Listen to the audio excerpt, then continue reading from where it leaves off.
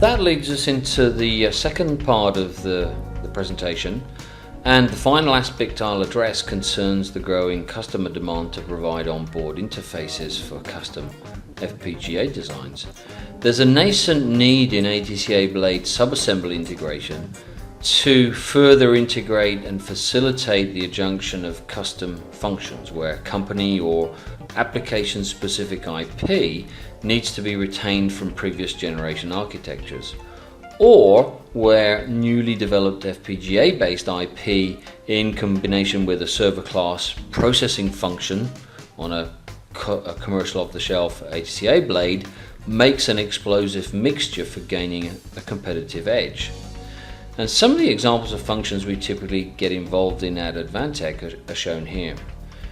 Not all demands right now are telco specific apps. That proves that ATCA is definitely becoming an increasingly mature and wider reaching architecture for the design of high performance computing equipment. But above all, designers of non-telco products can start to reap the economical benefits created by the telco market and select from a wider choice of standard blades for the core processing on which to drop their own IP and I/O. When you want to integrate your own hardware IP with ATCA, there are a lot of options to choose from. And of course, if you have the time and resources to invest to develop it all on your own, then the necessary specs and testing suites are there for you to do just that.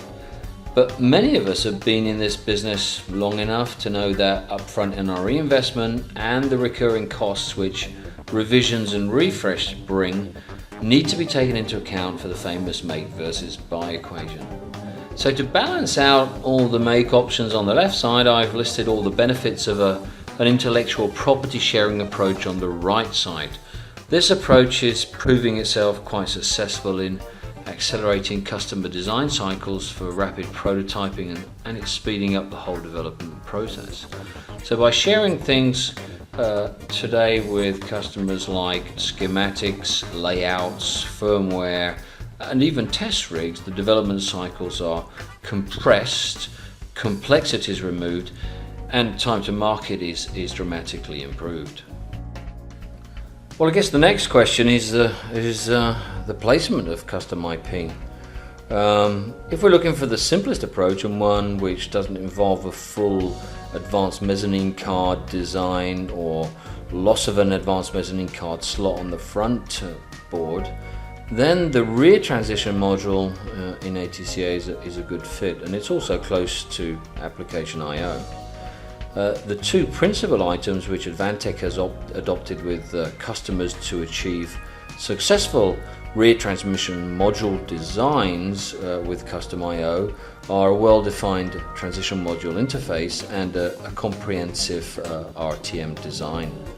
Advantech has implemented a common mechanical and electrical interface for its RTMs, which allows the front blade and rear module to interface and communicate in a defined manner.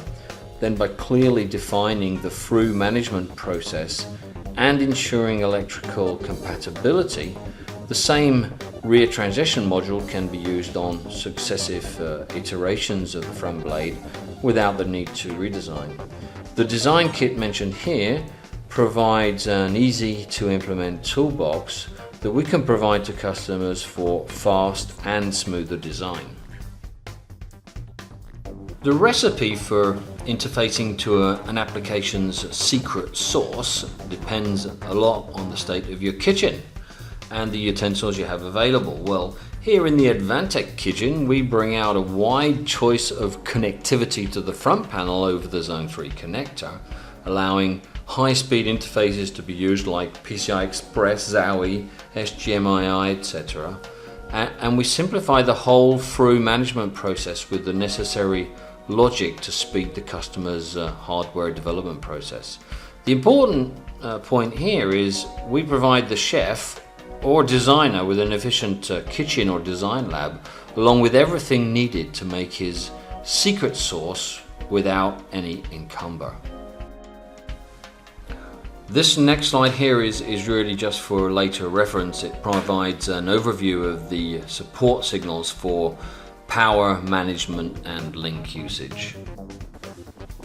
This slide introduces another approach to integrating custom IP, this time by means of what we call a fabric mezzanine module. This approach takes the rear transition module customization concept one step further by modularizing the custom IP rather than putting it down on the PCB. Or as an analogy, by canning the secret sauce for reuse or adaptability to another dish. Now, in effect, it defines the high-speed interfaces with the mainboard along with the through management implementation. In addition, it can support a Zone 2 connector interface to enable custom fabric connectivity like ZOE, KR4 or SRIO. Any signal integrity issues are resolved by the use of a redriver down on the mainboard between the Zone 2 connector and the fabric mezzanine.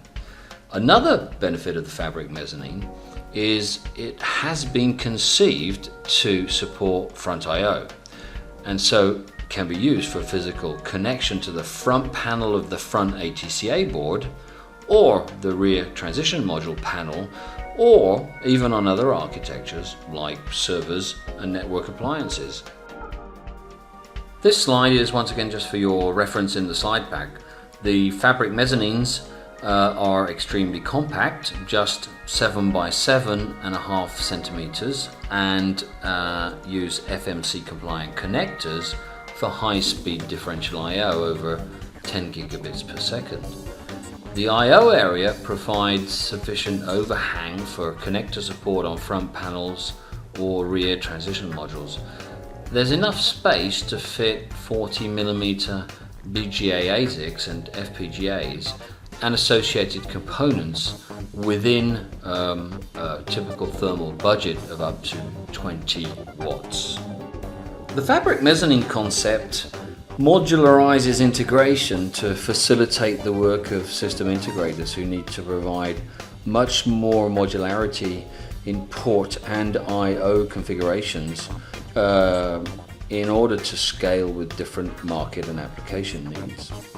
So as well as providing an innovative and effective method for FPGA co-processing on or custom fabric support, the concept can be taken further to provide broader PHY choice, additional storage options, complement quick assist implementations on Intel-based designs, or add further co-processor options.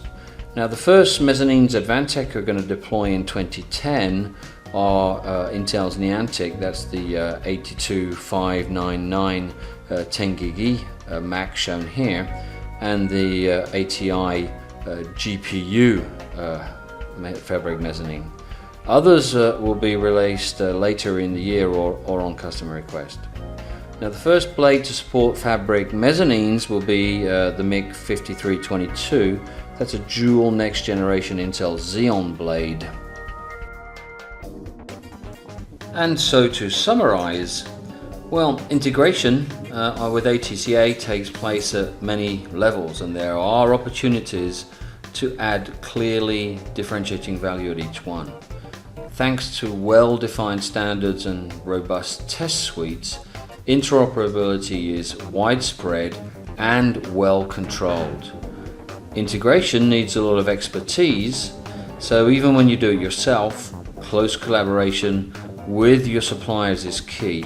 And finally, in a make versus buy world, cooperation and IP sharing brings lots of benefits for make and buy.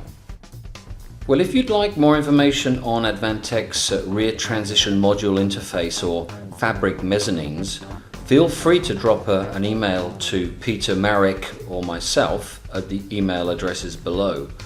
And please visit our website at www.advantech.com/NC. That'll take you straight to the networking and communications website where you can get direct access to complimentary information. Thanks for listening and have a great day.